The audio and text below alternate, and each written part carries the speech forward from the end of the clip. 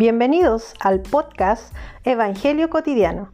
Esta primera temporada, el pastor Francisco Valdivia nos compartirá el significado del servicio y cómo involucrarnos en él.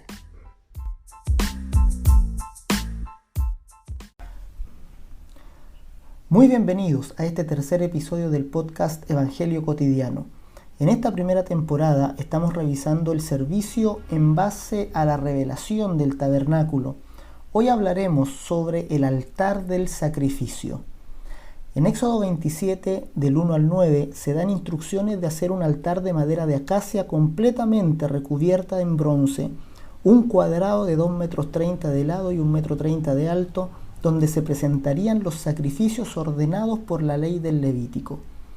El tema del sacrificio es transversal en la Biblia, lo podemos ver a lo largo de toda la Escritura y es generalmente entendido como una ofrenda dedicada a Dios, ya sea para agradarlo o para aplacar su ira.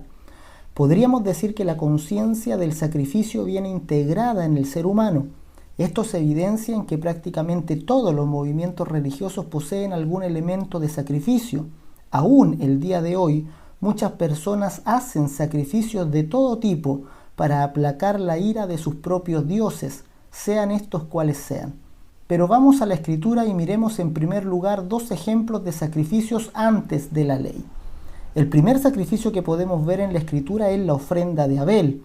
La ofrenda de Abel nos enseña que Dios no recibe ofrendas del fruto de la tierra, es decir, que ningún esfuerzo humano puede agradar a Dios, pero que Dios sí recibe sacrificios de sangre. Esto no es porque Dios sea sanguinario, sino porque esta ofrenda estaba anunciando el sacrificio mismo de Cristo Jesús. Otro sacrificio destacable antes de la ley es el que Dios mismo pide a Abraham. Y resulta que este sacrificio debería ser su propio hijo Isaac. Esto nuevamente nos enseña que Dios no recibe sacrificios del fruto de la tierra, particularmente que Él no pide sacrificios a los hombres, sino que lo provee.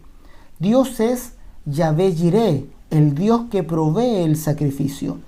El único sacrificio que puede mediar la paz entre el Dios santo y el hombre pecador es el sacrificio que Dios mismo ya dio por la humanidad. En segundo lugar, miremos brevemente los sacrificios en la ley. De los 5 tipos de ofrendas del Levítico que se encuentran registradas en los primeros 6 capítulos de este libro, aprendemos que, primero, que Cristo es el holocausto, aquel que se entregó por completo antes de la eternidad. Como dice Efesios 5:2, Cristo se entregó a sí mismo por nosotros, ofrenda y sacrificio a Dios en olor fragante. Segundo, Él es la ofrenda de cereal. Él se hizo carne para volverse uno de nosotros. Su carne es pan de vida eterna para toda la humanidad. Tercero, Él es la ofrenda de paz. Él tuvo comunión con los pecadores y aceptó a los rechazados. Nos mostró un camino de paz para con Dios. En Cristo tenemos paz completa y perfecta. Cuarto, Él es la ofrenda por el pecado, ofrenda cuya sangre se ingresaba al santuario y se quemaba fuera del campamento. Él murió por nuestros pecados. En Cristo somos perdonados.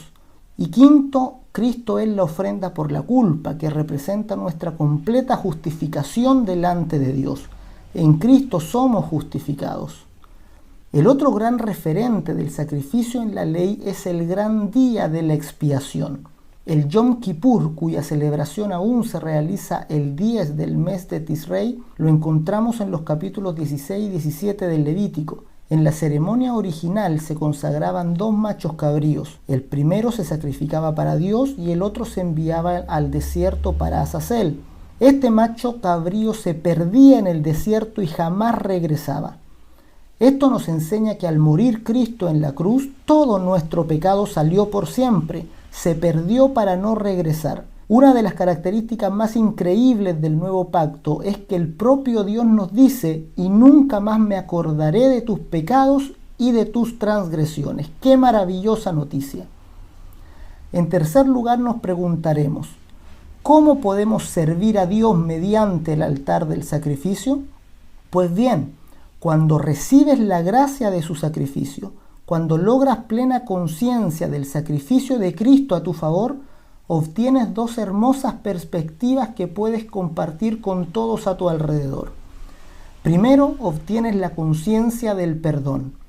El sacrificio de Cristo concede profunda conciencia de perdón. Comienzas a ser consciente del perdón de los pecados, por lo que eres libre de condenación y del temor al castigo. Y puedes también liberar a otros de esta condenación y del temor. Segundo, obtienes la conciencia de la eternidad. Considerar el sacrificio de Cristo es considerar también su resurrección. Su resurrección te brinda conciencia de la eternidad. Sabes que posees una herencia incorruptible, incontaminada e inmarcesible reservada en los cielos para ti. Comprendes que en realidad ya estás muerto y tu vida está escondida con Cristo en Dios. La conciencia de la eternidad te permite comprender que nada ni nadie puede amenazarte en este mundo. Te otorga un gran y firme consuelo frente a las dificultades y te permite vivir con alegría y gratitud aún en los periodos más oscuros de tu vida.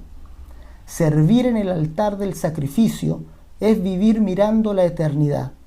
Es caminar por la vida con plena seguridad y libertad.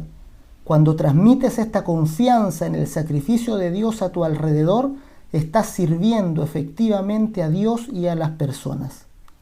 Sirve mediante el sacrificio, sirve al llenarte de la conciencia del perdón y de la conciencia de la eternidad.